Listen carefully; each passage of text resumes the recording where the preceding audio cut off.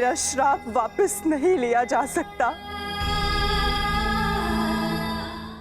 परंतु क्षमा अवश्य मांगी जा सकती है वासुदेव। अपने पुत्र मोह में खोकर मैं उचित और अनुचित का भेद भूल गई थी। मुझे क्षमा कर दीजिए केशव कि उस हो रहे अधर्म के विरुद्ध ये गांधारी अपने स्वर ना उठा पाए। क्षमा कर दीजिए।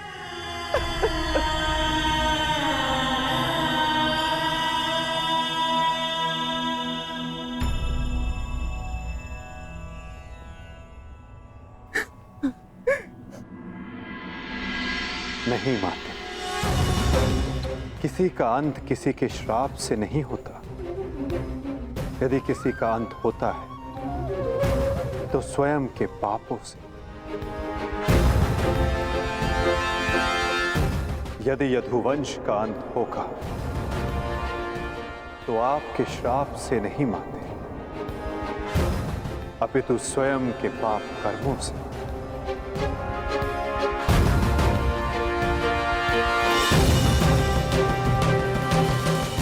जब जब समाज में अपराध बढ़ेगा, एक महाभारत सामने आएगी। अपने ही अपनों को काटेंगे, कभी कुरुक्षेत्र में तो कभी द्वारका में।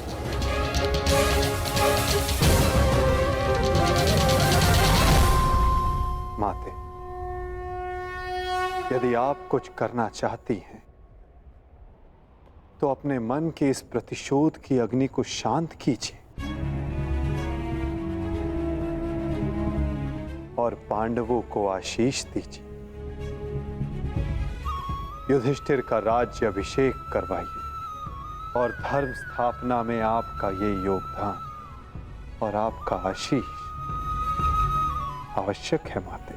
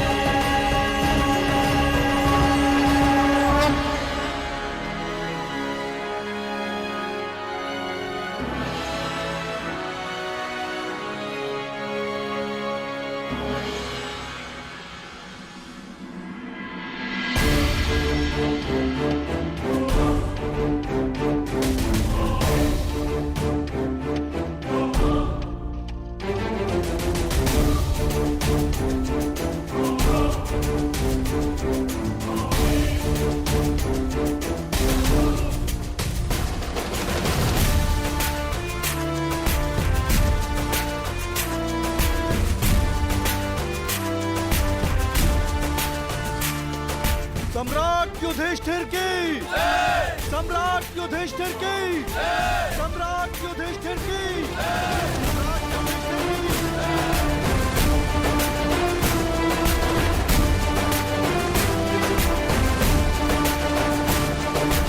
धर्मराज,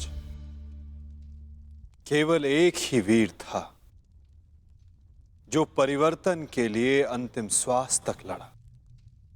महारथी सूर्य पुत्र कर्ण।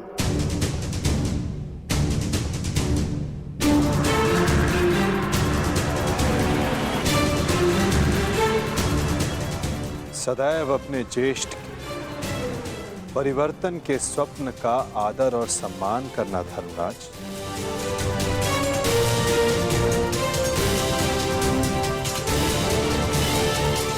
सम्राट पद पर स्थापना के पश्चात मैं पहली घोषणा करता हूं, हस्तिनापुर में अब जन्म निर्धारित व्यवस्था का अंत किया जाता है। वर्ण व्यवस्था रहेगी, परंतु वो कर्म के आधार पर आधारित होगी।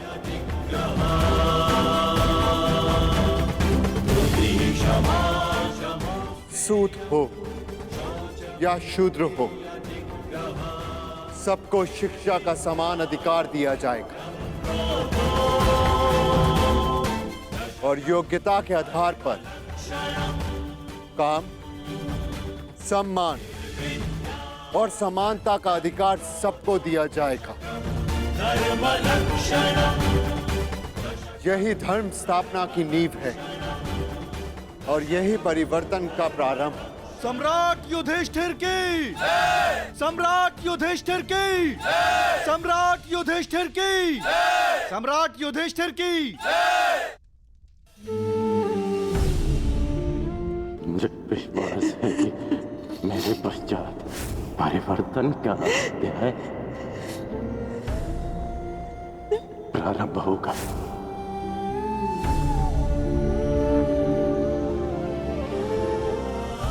देख रहे हो राधे,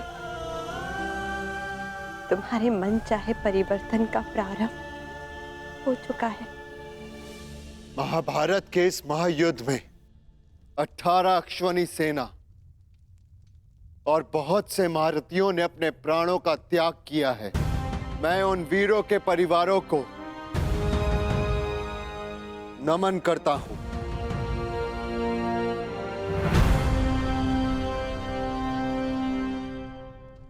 मैं सम्राट युधिष्ठिर ये आदेश देता हूं, युद्ध में सम्मिलित प्रत्येक सैनिक के परिवार को आर्थिक सहायता दी जाएगी। उनके बालकों को शिक्षा, उनके आश्रितों के लिए भरण पोषण की व्यवस्था अब सम्राट का उत्तरदायित्व है। सम्राट युधिष्ठिर की, सम्राट युधिष्ठिर की, सम्राट युधिष्ठिर की, सम्राट युधिष्ठिर की। और भ्राता कर्ण, मुझे विश्वास है कि मैं संसार में सदा राधे कर्ण के नाम से ही जाना चाहूंगा। राधे कर्ण के द्वारा सुझाए गए प्रतिरूप के आधार पर राज्य में समानता की एक नई व्यवस्था विकसित की जाएगी।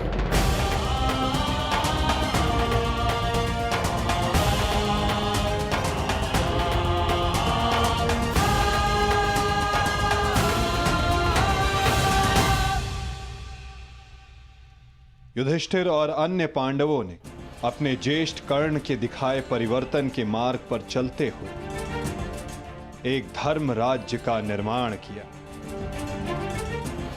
अर्जुन का लक्ष्य अब केवल एक महान व्यवस्था की स्थापना थी। 100 कौरवों का नाश कर देने वाले भीम ने भी अब निर्माण की भागदौड़ संभाल ली थी और नकुल सहदेव अपनी माता कुंती, गांधारी और बुजुर्ग हो चले धृतराष्ट्र की सेवा में लगे थे।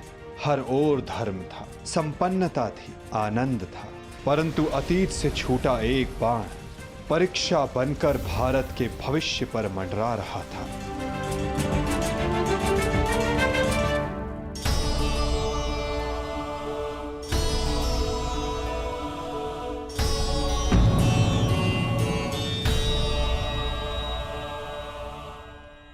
आप सबसे ज्येष्ठ हैं भ्राताश्री। इस स्थान पर आपका अधिकार है, परंतु फिर भी आप ये स्थान रिक्त क्यों रखते हैं?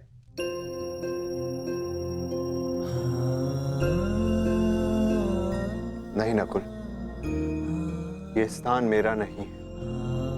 भ्राता कर्ण हम सबसे ज्येष्ठ हैं और सर्वप्रथम इस स्थान पर सिर्फ उनका अधिकार है।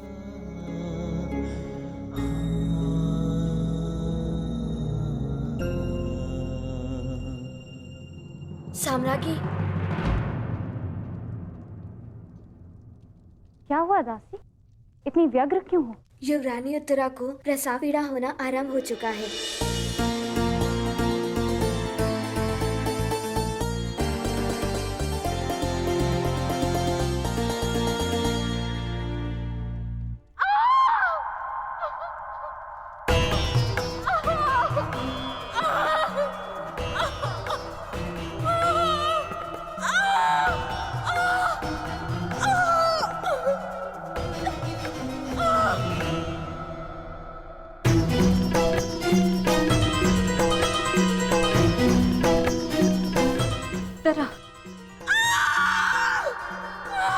ज्येष्ठ, माता कहाँ है?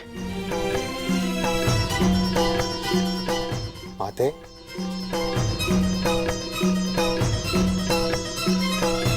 माता, माता वो उत्तरा। हम भीतर जाकर देखते हैं।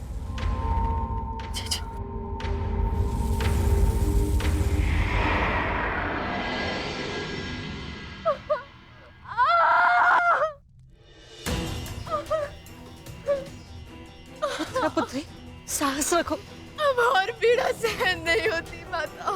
साहस रखो पुत्र, हम सब है तुम्हारे साथ।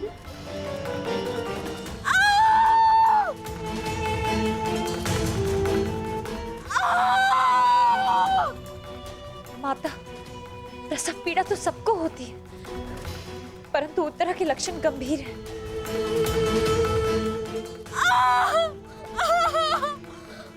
माता, कहीं कोई अनहोनी ना हो जाए।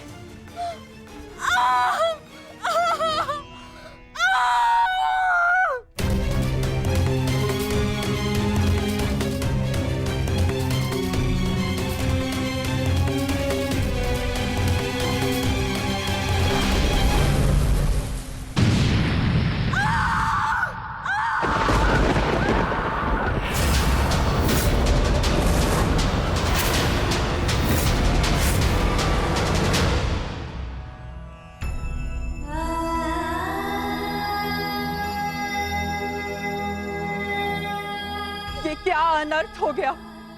अब हम क्या उत्तर देंगे उत्तरा को? उत्तरा,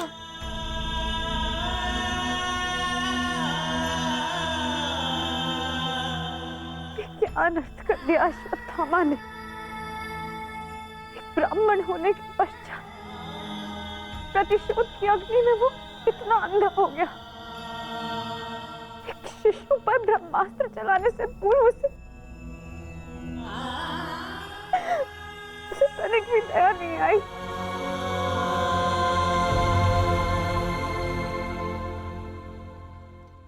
क्षमा कीजिए महाराज, किंतु हम शिशु नहीं बचा सके।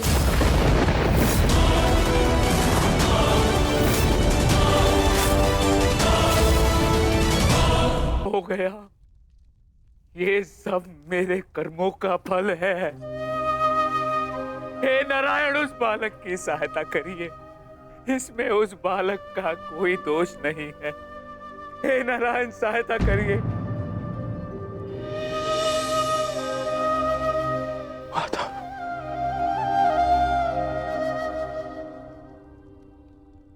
माता,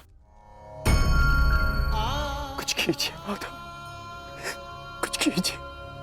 मैं आपसे विनती करता हूँ, हमारे वंश के अंतिम बीज की रक्षा कीजिए, अन्यथा हमारा वंश समाप्त हो जाएगा।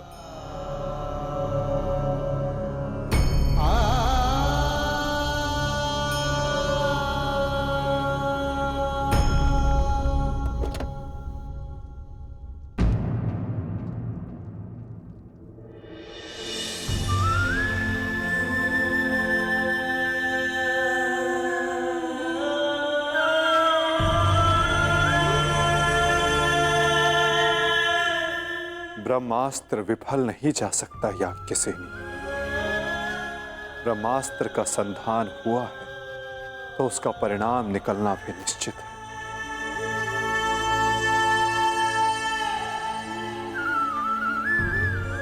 क्या यही धर्म स्थापना है माधव? इस अजन्मे शिशु का क्या दोष जो इससे भी अधर्म का मूल्य अपने प्राण देकर चुकाना पड़ा?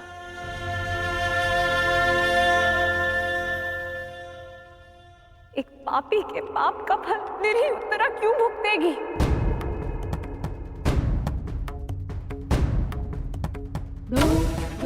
माधव, वो तो इस युद्ध में सम्मिलित भी नहीं थी, परंतु इस युद्ध में उसने अपना सब कुछ खो दिया।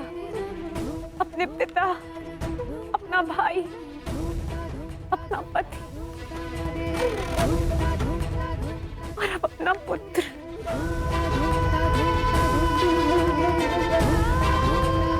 ये कैसी धर्म स्थापना है माधव?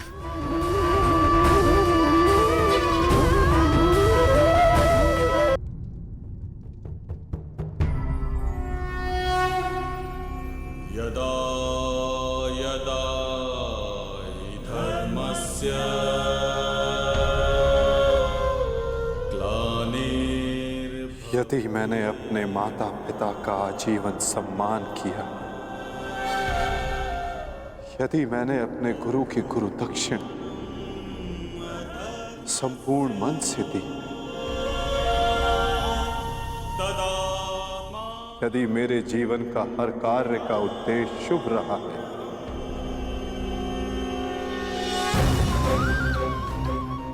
यदि मैंने धर्म स्थापना के लिए संपूर्ण प्रयास किया है,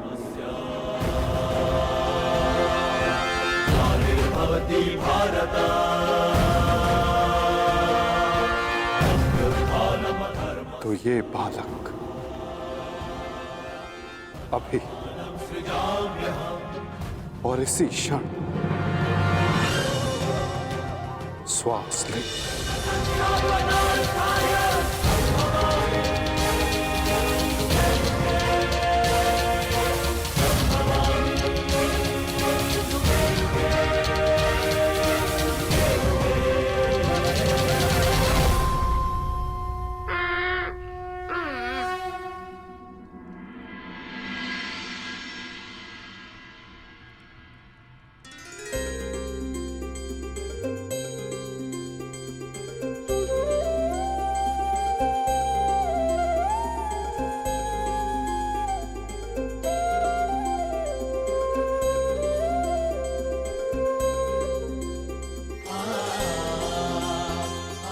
अपने जीवन की सबसे कठिन परीक्षा में सफल हुआ है ये बालक। ब्रह्मास्त्र की कठिन परीक्षा में खरा उतरा है ये बालक, जो धर्म स्थापना का मुख बनेगा।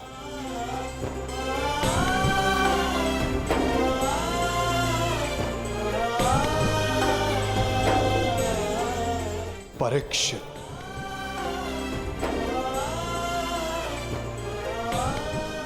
हाँ याज्ञसेनी, इस बालक का नाम परीक्षित होगा। विशाली! विशाली! विशाली? विशाली, पुत्री विशाली।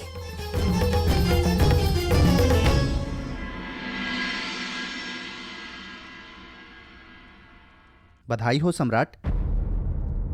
देवी वृषाली माता बनने वाली हैं।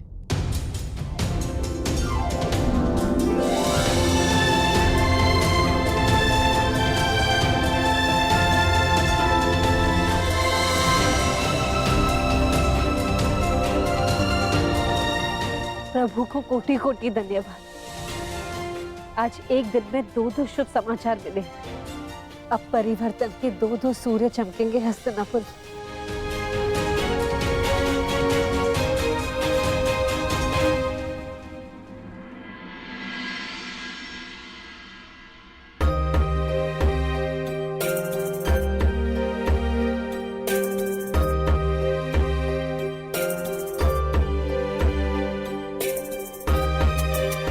परिवर्तन का नया युग प्रारंभ हुआ है वृषाली। प्रसन्न हो जा कि सूर्य पुत्र को तर्पण देने वाला इस संसार में आने वाला है।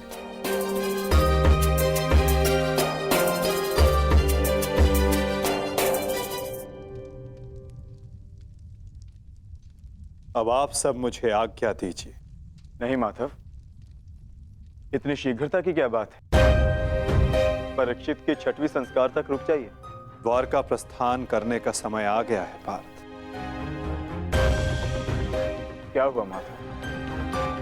सब ठीक तो है ना? नए परिवर्तन का प्रारंभ हुआ है पार्थ, और परिवर्तन और नाश दोनों एक दूसरे से जुड़े होते हैं, और किसी के अंत का प्रारंभ होना अभी शेष है।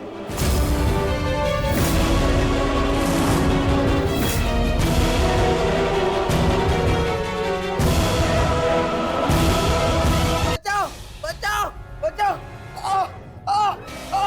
बचाओ, बचाओ। मैं तेरा अंत कर दूंगा। जानता है मैं कौन हूं? मैं हूं इस द्वारिका का भविष्य। सांब!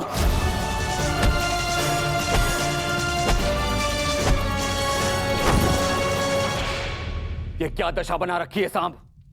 दिन प्रतिदिन तुम्हारा व्यवहार अशुभनीय होता जा रहा है। संभालो स्वयं को। ताऊ श्री, मुझे समझाने से पूर्व अपने छलिया भ्राता को समझाइए, जिसने बिना अस्त्र शस्त्र उठाए मेरे ससुर के कुल का नाश कर दिया। क्या वो शोभनीय था? अपने पिता के लिए ऐसा भाव पाप है। पाप तो आपके भ्राता ने किया है, मैं तो केवल मदिरा पान कर रहा हूं। संभालो अपने आप को। एक योद्धा को यह सब शोभा नहीं देता। कैसा योद्धा ताजश्री, जिसके हाथ से तलवार छीन ली गई हो, जो अपने मित्र विश्वसेन की सहायता करने का वचन पूरा ना कर सका हो, उस मनुष्य को आप योद्धा कहते हैं? जब युद्ध करने का समय था तो युद्ध नहीं करने दिया।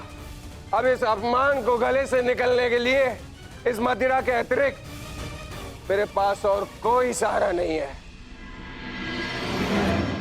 मुझे विश्वास नहीं होता कि तुम कृष्ण पुत्र हो। नहीं हूं मैं, नहीं हूं छलिया का पुत्र। वो केवल मेरे लिए एक छलिया है, केवल एक छलिया। सांब!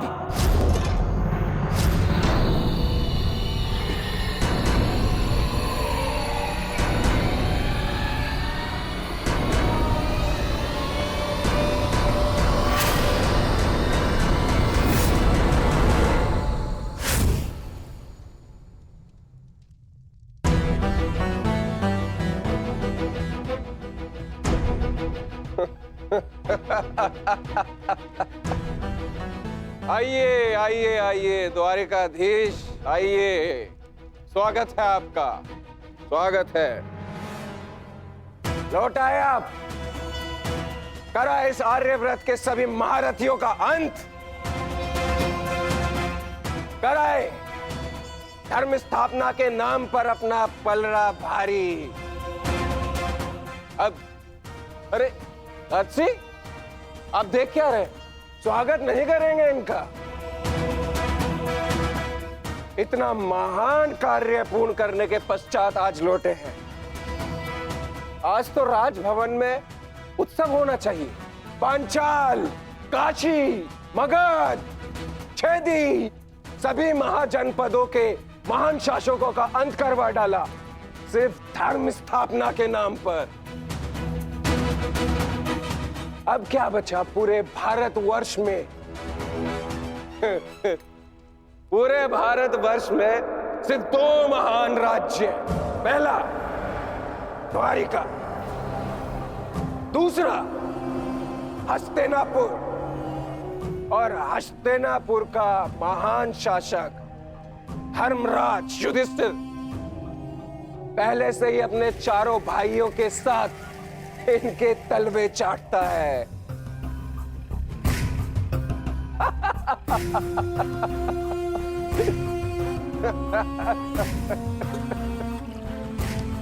बधाई हो, बधाई हो वासुदेव, बधाई हो। आप अपने उद्देश्य में सफल हुए, जीत गया द्वारिका महाभारत।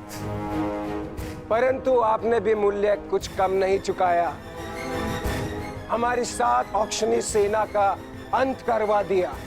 क्या मिला आपको हमारे वीर सैनिकों का अंत करवाकर? क्योंकि आपने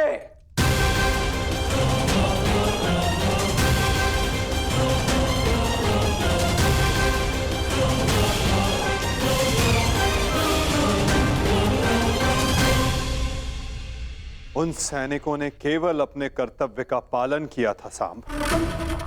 युद्ध लड़ा, अनेकों को मारा और स्वयं वीर गति को प्राप्त हो गए। उन्होंने तो स्वर्ग की सीढ़ियां पाली सांब, परंतु तुमने अपने साथ क्या किया है पुत्र? तुमने तो स्वयं के जीवन को ही नर्क बना डाला है।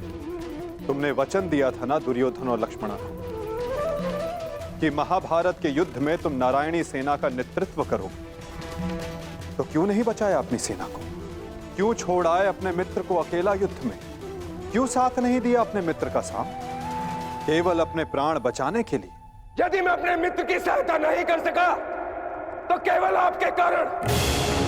आपने रोका था मुझे। मैंने तुम्हें रोका नहीं था साम, केवल विकल्प दिए थे। विकल्प? विकल्प यार में आपने मुझे भयभीत किया था। भयभीत नहीं किया था साम, मैंने केवल तुम्हें यदुवंशी के नियम स्मरण करवाए थे कि यदि नारायणी सेना परास्त होती तो उसके साथ नारायणी सेना का सेनापति अपनी उपाधि खो देता है। विकल्प मैंने अर्जुन और दुर्योधन को भी दिए थे। दुर्योधन ने युद्ध करना चुना और अर्जुन ने धर्म स्थापना। और तुमने युद्ध में भाग ना लेना चुना सांब।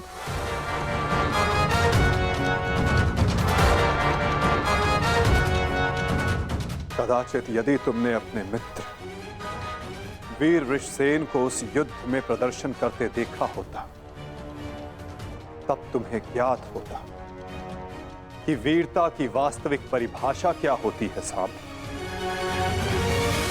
यदि तुमने अपने प्राण उस युद्ध में गवा दिए होते तो आज मेरा सर गर्व से ऊंचा होता। किंतु नहीं, तुम तो मदिरा के मद में स्वयं के जीवन को धीरे धीरे करके मार रहे हो। लज्जा आती है तुम पर सांब, लज्जा आती है।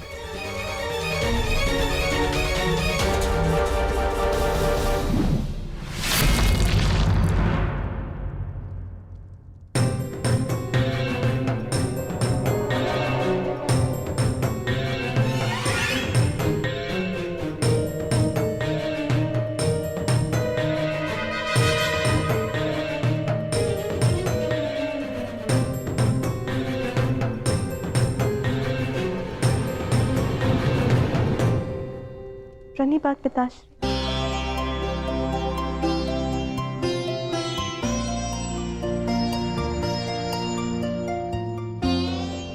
पिताश्री मैं क्षमा। लक्ष्मणा, इतनी लंबी यात्रा से आया हूं पुत्री, भोजन नहीं कराओगी? जी पिताश्री।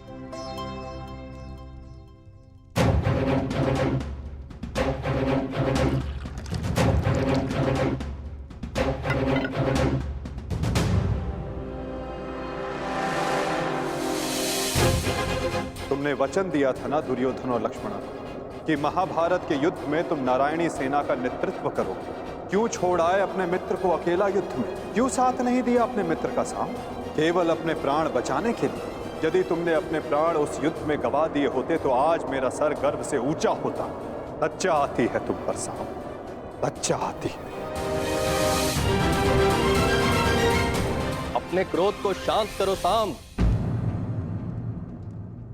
कैसे करूं मैं खुद को शांत? पिता होकर सदैव मेरा मस्तक दूसरों के सामने झुकाता है, और आज भी तो यही किया उन्होंने।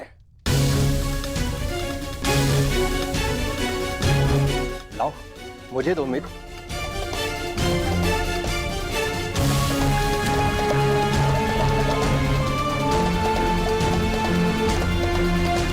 लो, पियो।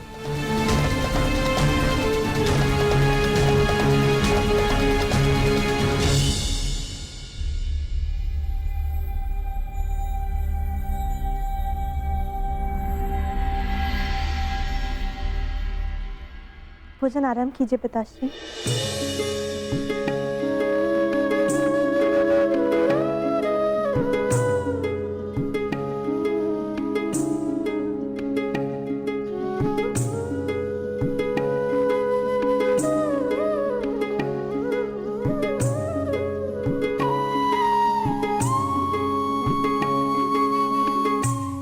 पिताश्री, क्या आप मुझे मेरे पिता के विषय में कुछ बता सकते हैं? युद्ध में क्या हुआ था?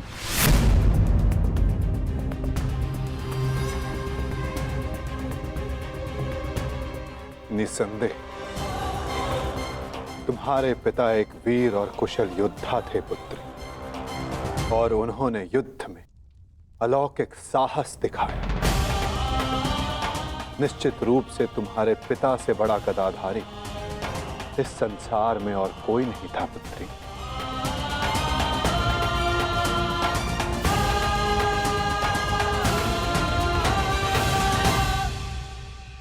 यदि ये सत्य है तो उन्हें ये संसार छोड़ के क्यों जाना पड़ा पिताश्री? हमारे कर्म और हमारे चयन हमारी नियति निर्धारित करते हैं। कुछ भावों में और कुछ वस्तुओं में अधर्म का वास होता है।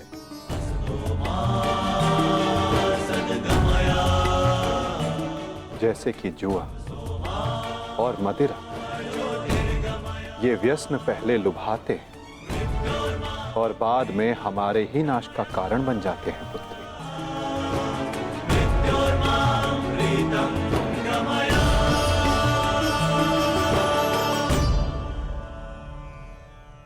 लो मित्र, पियो।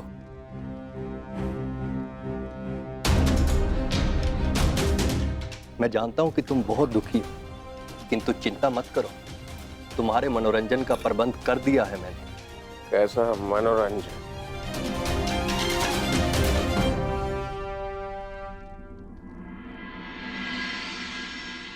लक्ष्मणा, सदैव स्मरण रखना पुत्री, जब जब मनुष्य पर मद और जुए का प्रभाव बढ़ेगा,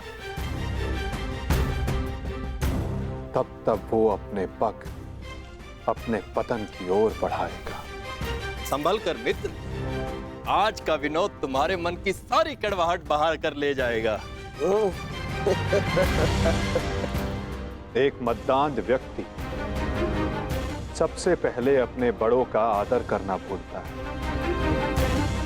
उनका अपमान करता है, उनका उपहास बनाता है, और उसके पश्चात वहीं से उसका अंत प्रारंभ हो जाता है।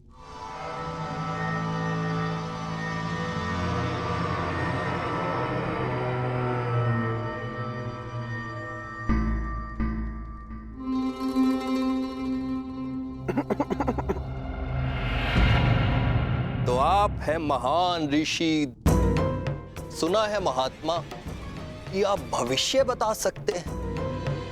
बड़ी प्रशंसा सुनी है आपकी। क्या जानना चाहते हो? यदि ये सत्य है तो बताइए कि इस रमणी को आगे चलकर क्या होगा, पुत्र या पुत्री?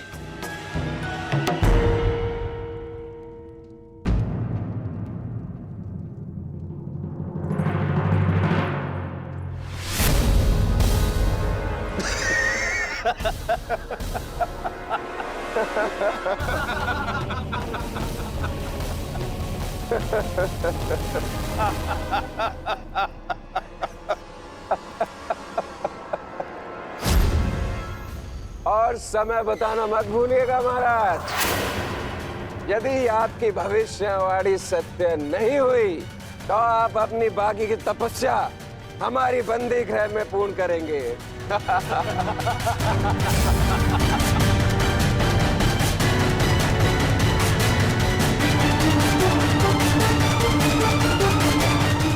कौन क्यों है महाराज? बताइए, मेरी कोख से क्या जन्म लेगा? मदिरा के मद ने तुम्हारे भीतर के मानव को सुला दिया है मूर्ख। अब तुम केवल उस मूसल की भांति हो जिसमें कोई भावना नहीं होती। वो किसी भी वस्तु पर पड़ता है तो उसे कुचल देता है। ये लीजिए पिताश्री, ये हलवा मैंने विशेष रूप से आपके लिए बनाया है।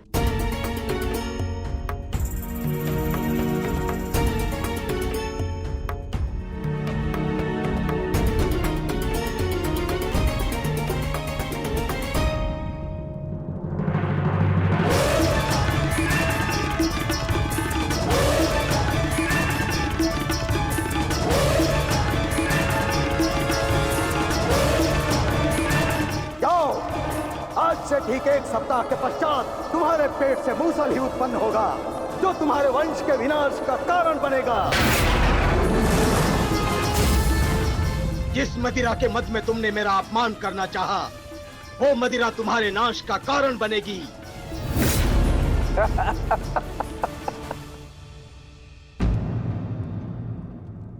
क्या हुआ पिताश्री, आप रुक क्यों गए? है तुम्हें हमारे बंदी गृह के दर्शन करने की उत्सुकता कुछ अधिक है, इसलिए तुमने हमारा अपमान करने का दुस्साहस किया। पहले वासुदेव और अभी तुम। मैं तुम्हें जीवित नहीं छोड़ूंगा।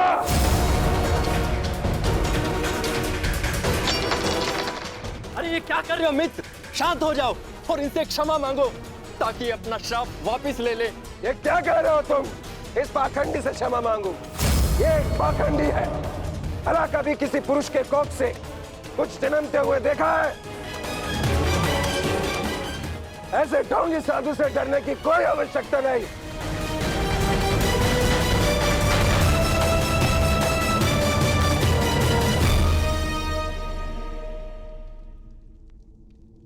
जो अब तक नहीं हुआ साम, वो अब होगा।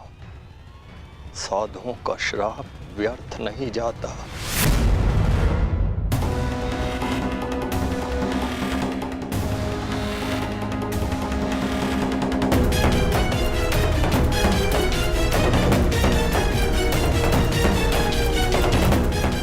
मुझे क्षमा करना पुत्री। कदाचित मैं तुम्हें कह सकता सदा सौभाग्यवती भव।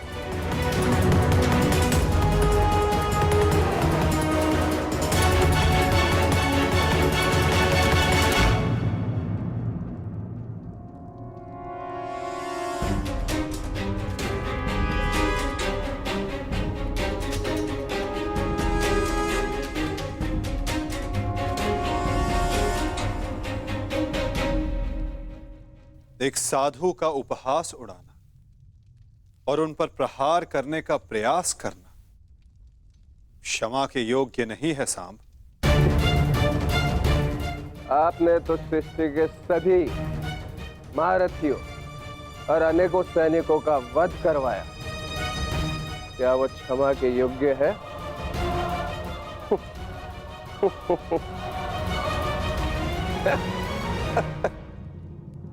प्रतिवर्मा, तुम्हारी उपस्थिति में ये सब हुआ और तुमने साम को रोकने का प्रयास नहीं किया।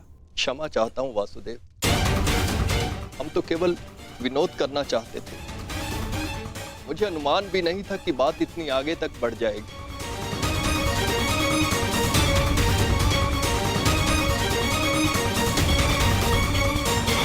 कितना समय? 7 दिन।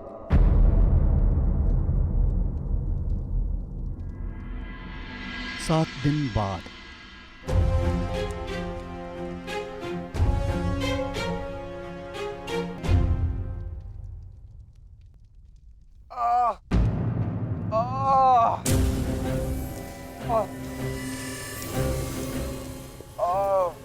सहायता करो मित्र, मेरी सहायता करो। अत्यधिक पीड़ा हो रही है। कैसी पीड़ा हो रही है तुम्हें? लगता है उस साधु का श्राप मुझे लग गया है। आज 7वां दिन है और ये देखो मेरे पेट में अत्यधिक पीड़ा हो रही है। जाओ, आज से ठीक 1 सप्ताह के पश्चात तुम्हारे पेट से मूसल ही उत्पन्न होगा जो तुम्हारे वंश के विनाश का कारण बनेगा।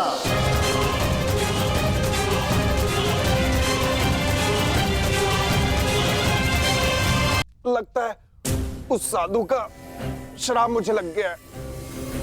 आज 7वां दिन है और ये देखो मेरे पेट में अत्यधिक पीड़ा हो रही है।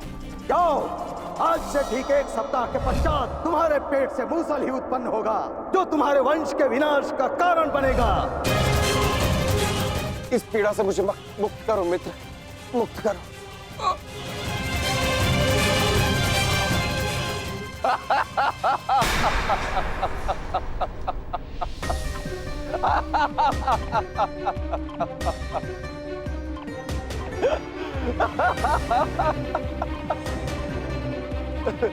तुम कितने बड़े मूर्ख हो मित्र। कुछ नहीं हुआ मुझे, सही हूं मैं। कहा था ना मैं, वो साधु एकदम पाखंडी है।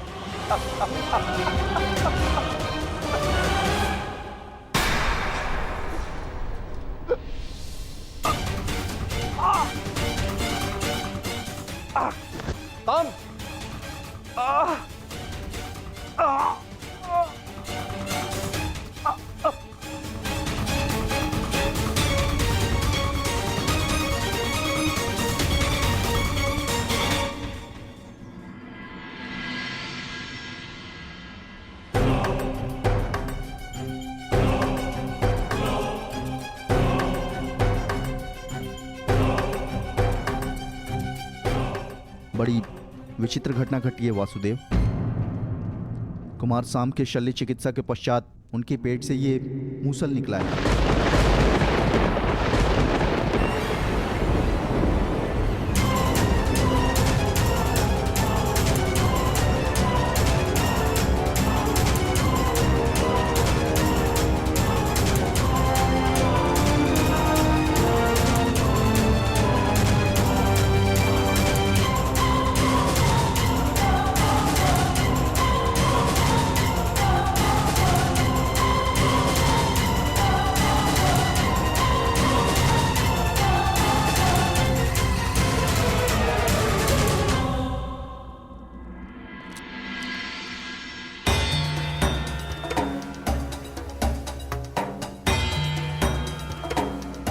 कुमार अब स्वस्थ हैं बलभद्र।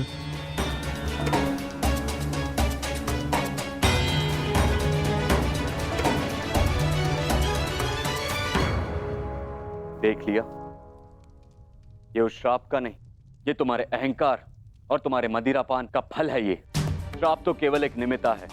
तुम्हारे कर्मों के कारण यदुवंश का नाश जन्म ले चुका है। यदि मदिरा के मद में तुमने एक महात्मा का अपमान ना किया होता तो आज तुम्हारी ये दशा ना होती।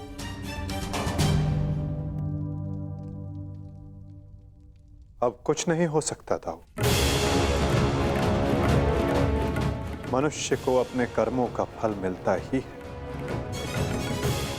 परंतु एक के कर्मों का फल पूरा वंश भुगते, ये नीति नहीं है। यदि अनाज के पौधों के बीज में घुन लग जाए तो वो सारी फसल नष्ट कर देते हैं दाऊ। नहीं कान्हा, मैं सांप की मूर्खता का फल समस्त द्वारका को नहीं भुगतने दूंगा।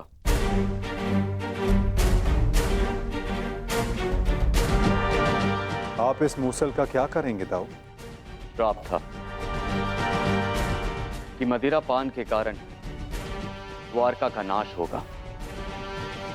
मैं आज ये घोषणा करता हूं कि समस्त द्वारका में किसी भी प्रकार का मद्य का उत्पादन, सेवन या बिक्री वर्जित है।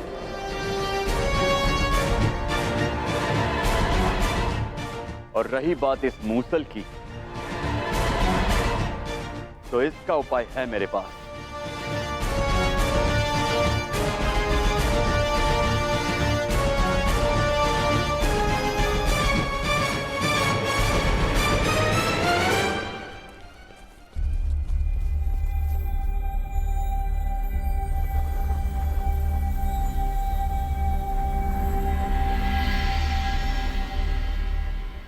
आपके आदेशानुसार मूसल की भस्म बना दी गई है बालभद्र। इसे द्वारका के समुद्र तट पे बहा दो।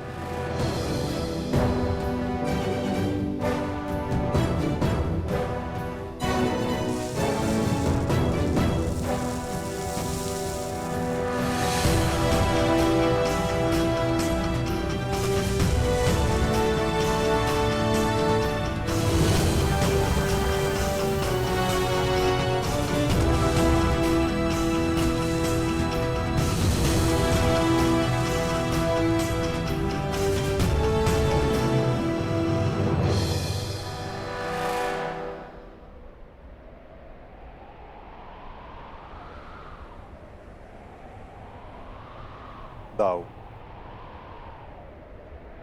हमारे कर्म ही हमारी नियति निर्धारित करते हैं, केवल सांब के कर्म ही नहीं। कुछ श्राप हैं। मैं तुम्हें श्राप देती हूँ कि जिस प्रकार तुमने मेरे कुल का अंत किया है, उसी प्रकार तुम्हारे कुल का अंत भी होगा। और कुछ पाप भी जो द्वारिका की नियति बनाएंगे। चक्रवात से घर के धराशायी होने का भय हमेशा रहता है कृष्णा। इसका अर्थ ये नहीं कि मनुष्य अपने घर की नींव सुदृढ़ ना करे।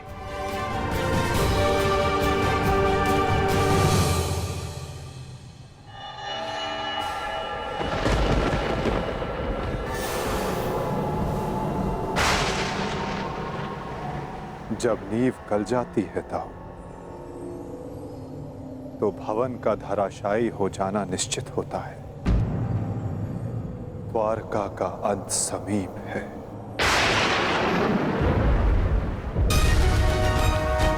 नहीं कान्हा, मेरे रहते हुए ऐसा नहीं होगा।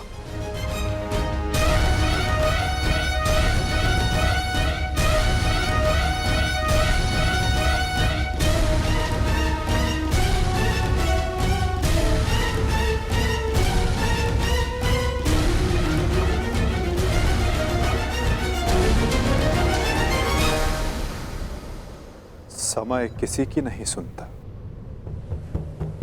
और ना ही श्राप आपकी सुनेगा दाऊ।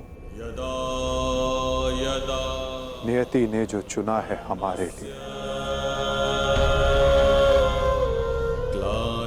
हमें वो भुगतना ही होगा।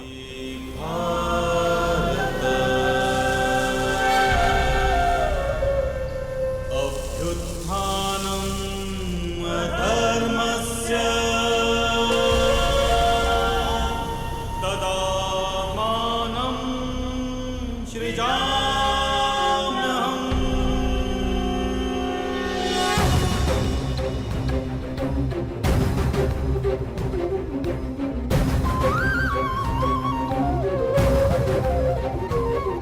हर एक सरकंडे में एक आहुति छिपी है दाऊ। किसी की मृत्यु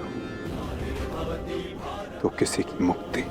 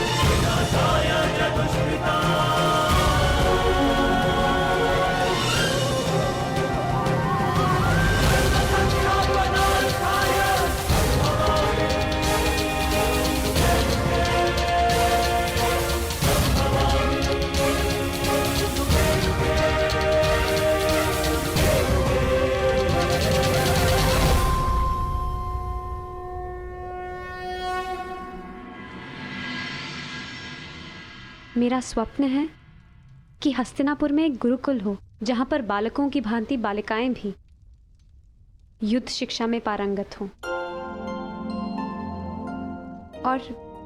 और अपनी सुरक्षा करना सीखें। अति उत्तम विचार है पुत्री।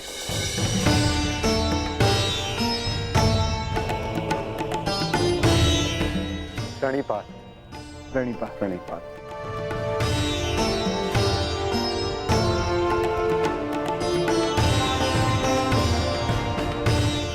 यदि प्रत्येक स्त्री अपनी सुरक्षा में समर्थ हो जाए तो कोई भी पुरुष उस पर अत्याचार नहीं कर पाएगा। यदि वो अबला से सबला बन जाए तो ना ही कोई चीरहरण होगा और ना ही कोई महाभारत होगी।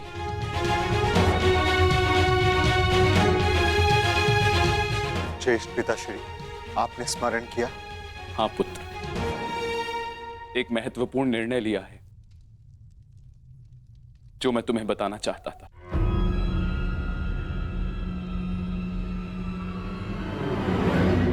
गांधारी, जीवन का हर चरण देख लिया पुत्रों, परंतु अब वानप्रस्थ करके संन्यास ग्रहण करने का समय आ गया है।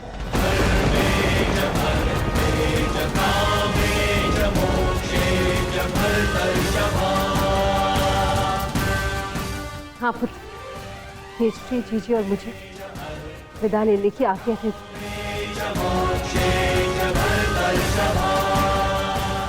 प्रस्थान? किंतु अचानक ऐसे? क्या हुआ माता? कोई समस्या हुई है या हमसे कोई भूल हुई है जिससे आपको कष्ट पहुंचा है? नहीं पुत्रों, तुमने और द्रौपदी ने अपना कर्तव्य कुशलता से पूर्ण किया है और अब हमने निर्णय लिया है कि हम तीनों वानप्रस्थ के लिए प्रस्थान करें।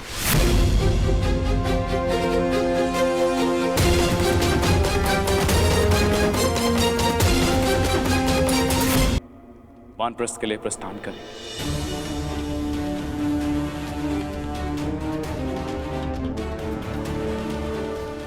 पुत्र का मोह आपको जाने भी नहीं देना चाहता और पुत्र का धर्म आपको रोक भी नहीं सकता। आप सबके तप संचय को रोकना भी पाप होगा।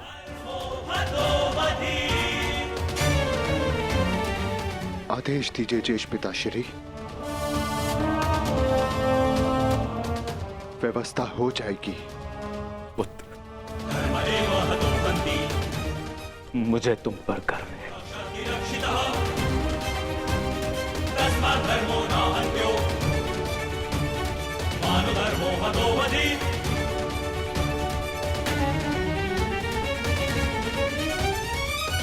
परंतु हम आपको ऐसे नहीं जाने दे सकते।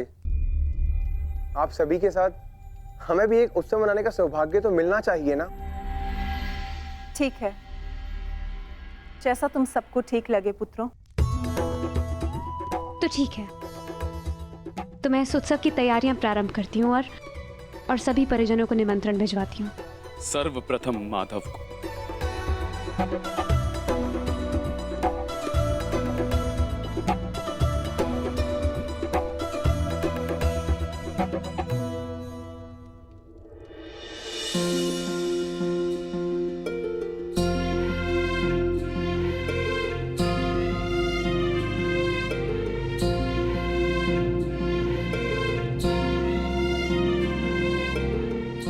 सखी ने निमंत्रण दिया है, स्वीकार करना ही पड़ेगा।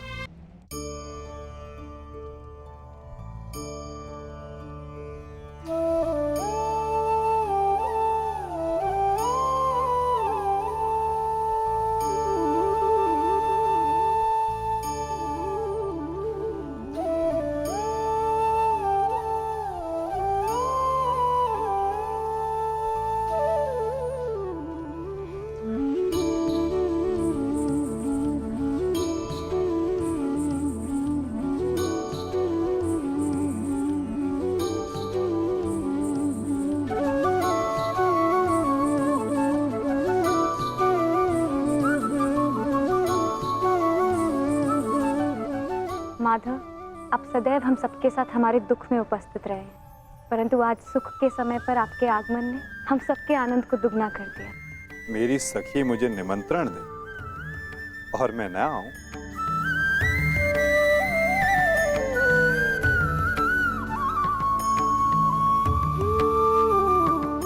तुम सबका परिश्रम स्पष्ट दिखाई दे रहा है। जब प्रेरणा देने वाला शुभ हो तो परिश्रम का फल भी शुभ ही होता है माधव। आइए माधव, अपना स्थान ग्रहण करें।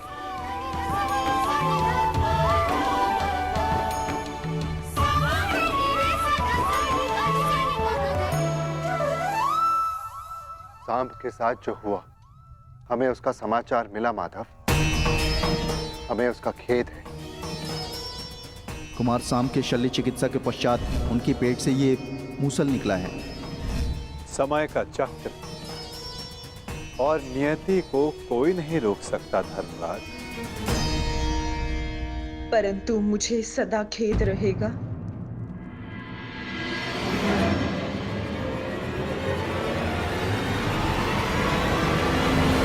ये नियति मेरे ही श्राप के कारण आई है वासुदेव।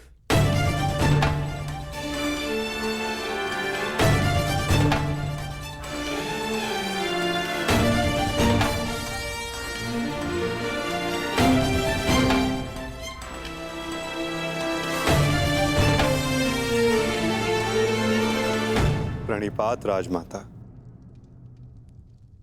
संतोष मिला कि मेरी भूल के पश्चात भी आपका यहाँ आगमन हुआ वासुदेव। नहीं राजमाता, मैं आया क्योंकि मेरा यहाँ उपस्थित होना आवश्यक था। मुझे क्षमा कर दीजिए वासुदेव। बीते समय पर शोक मनाने से कोई लाभ नहीं। आनंदमय तो ये है कि हम सभी आने वाले नए भविष्य का स्वागत करें। कैसा भविष्य माधव? बधाई हो सम्राट, महारानी वृषाली ने पुत्र को जन्म दिया है।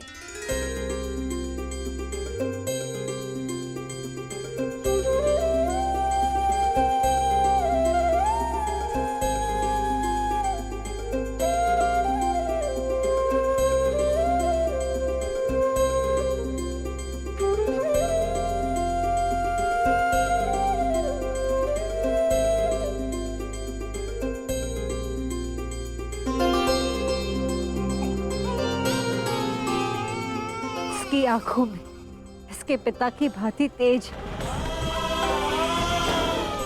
कल्याण हो। बुआ श्री,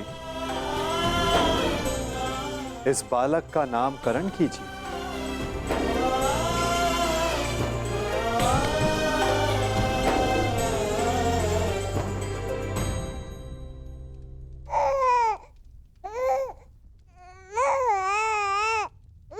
नहीं माधव, ये कार्य आपका है।